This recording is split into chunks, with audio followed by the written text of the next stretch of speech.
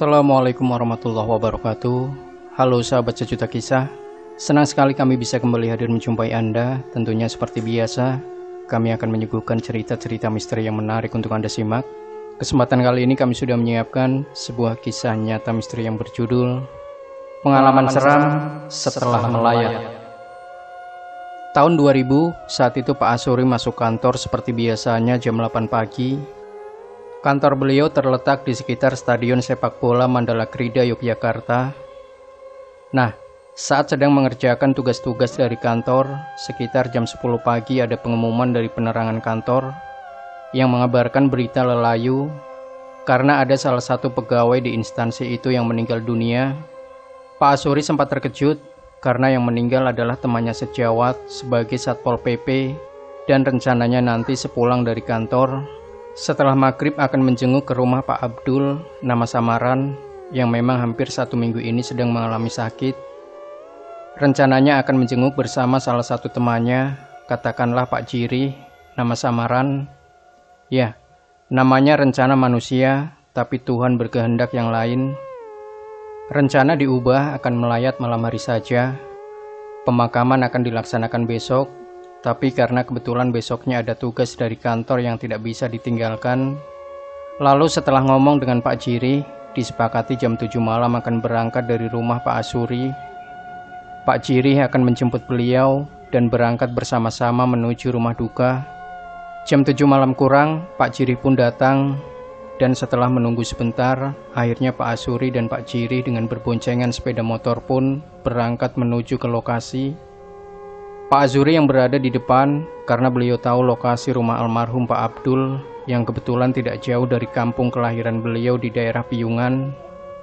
Melewati jalan tembus dari daerah Berbah ke arah Piyungan adalah pilihan jalan yang akan dilewati karena lebih singkat dan tidak terlalu ramai daripada harus melewati jalan raya Prambanan Piyungan yang ramai tapi harus memutar terlalu jauh. Tidak sampai setengah jam perjalanan, sampailah mereka di lokasi rumah duka. Lalu setelah memarkirkan motor, masuklah mereka ke dalam untuk mendoakan bagi kedamaian dan ketentraman arwah Pak Abdul dan memohonkan kepada Allah akan pengampunan dosa bagi almarhum. Setelah itu menyalami keluarga yang berduka dan menguatkan mereka. Kemudian dipersilahkan duduk di tempat yang telah disediakan. Lalu berdua membaur dengan warga yang ada dan saling berkenalan, lalu mengobrol tentang almarhum dan keluarga, serta ikut mendengarkan rencana tentang pemakaman almarhum. Tak terasa hampir 2 jam lebih mereka di sana, karena dianggap sudah cukup lama dan sudah tidak ada kepentingan lagi. Akhirnya mereka berpamitan kepada keluarga almarhum. Sekalian permintaan maaf dan izin untuk tidak bisa menghadiri acara pemakaman jenazah karena tugas yang tidak bisa ditinggalkan untuk besok harinya.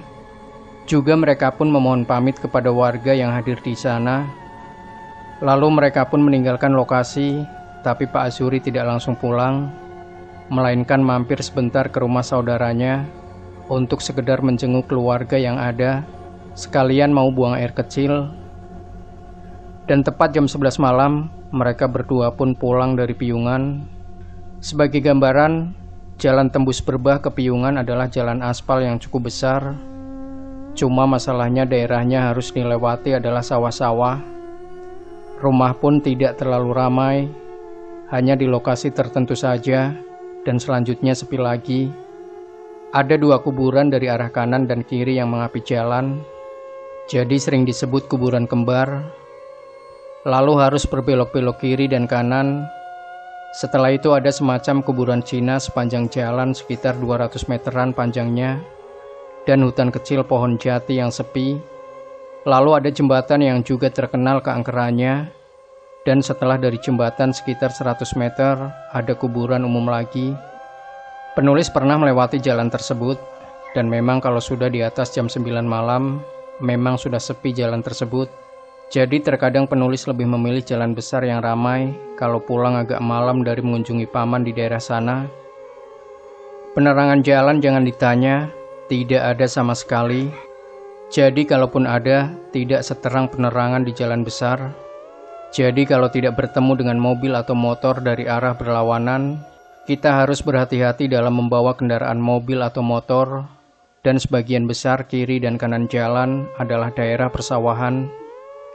Nah, saat dalam perjalanan pulang itu, Pak Jirih mulai ribut karena ketakutan harus melewati kuburan umum, jembatan, dan kuburan Cina, karena dia melihat ada putih-putih loncat-loncat dari arah seberang kuburan menuju masuk ke kuburan. Kemudian Pak Jirih bertanya, Mas, apa itu di depan, dekat kuburan itu yang loncat-loncat?" Pak Asuri pun menjawab, "Apa? Nggak ada apa-apa. Itu paling-paling kambing lepas yang nyebrang. Di sini kan banyak yang pelihara kambing." Padahal beliau tahu ada si pocong lagi nyebrang ke kuburan. Takut, ya takut. Tapi beliau hanya percaya Tuhan akan melindunginya dari gangguan makhluk gaib, juga supaya Pak Jirih tidak mikir terlalu macam-macam dan menenangkan beliau. Tapi Pak Jirih sudah terlanjur ketakutan. Dipeluknya erat-erat Pak Asuri dari belakang, sampai-sampai beliau nggak bisa bernapas. Lalu Pak Asuri pun berbicara, "Hei, ngapain pakai peluk kenceng kayak gini? Aku nggak bisa bernapas nek kayak gini." Lalu Pak Jirih menjawab, "Sorry mas," sambil tetap nempel kayak lem di belakang punggung Pak Asuri. "Takut aku mas, agak kenceng sedikit mas motornya." Lalu setelah melewati kuburan, Pak Asuri sekilas melihat ada orang besar sedang merokok di buk jembatan. Tapi beliau tetap tenang sambil komat kamit berdoa, dan lalu beliau memencet bel motor, tanda permisi. Pak Jirih kaget mendengar suara bel motor saat berjalan di jembatan. Pak Jirih bertanya, "Ada apa mas? Kok bunyiin bel?"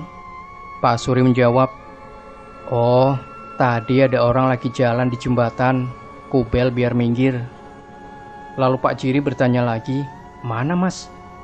Dari tadi cuma kita berdua. Jangan nakutin lah mas. Gak ada orang lagi tadi di jembatan." Semakin erat dekapan tangannya Pak Jirih, sampai-sampai Pak Asuri jadi risih sendiri. Setelah dari jembatan jalan agak menanjak, sehingga motor melambat, dan sampailah di jalan yang di sebelah kanannya adalah komplek kuburan Cina tua dan umum, berada di sebelah kiri. Jalan hutan pohon jati yang cukup rimbun dan tinggi-tinggi. Di sana hanya ada penerangan lampu neon 10 watt di depan makam. Pak Jirih tiba-tiba semakin mempererat dekapan tangannya ke badan Pak Asuri. Pak Asuri pun memohon kepada Pak Jirih, "Kenapa kamu ini? Lepasin gak? Aku gak bisa napas nih."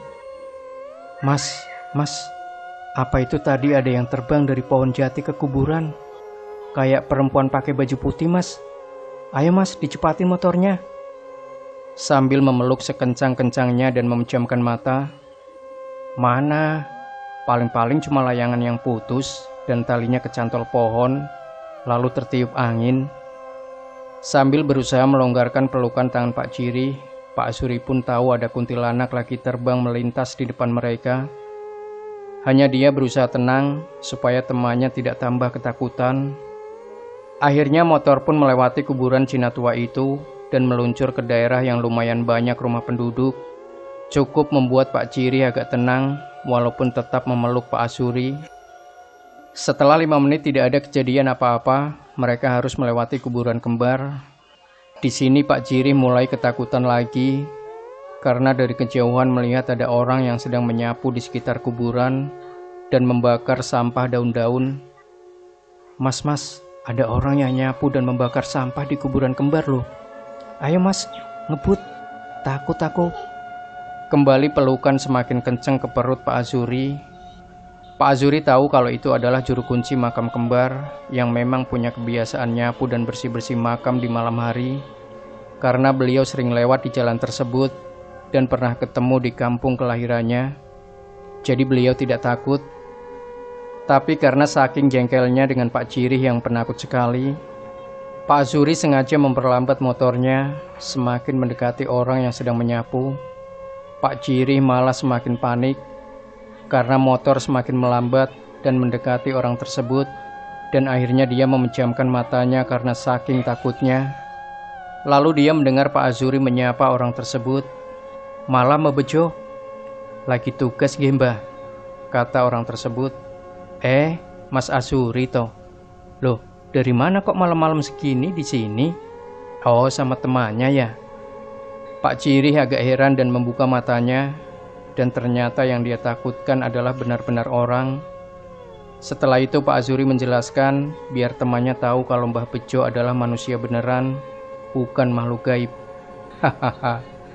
Ternyata beliau usil juga. Pak Ciri menjadi malu dan meminta maaf sama Mbah Bejo karena menganggap Mbah Bejo adalah hantu.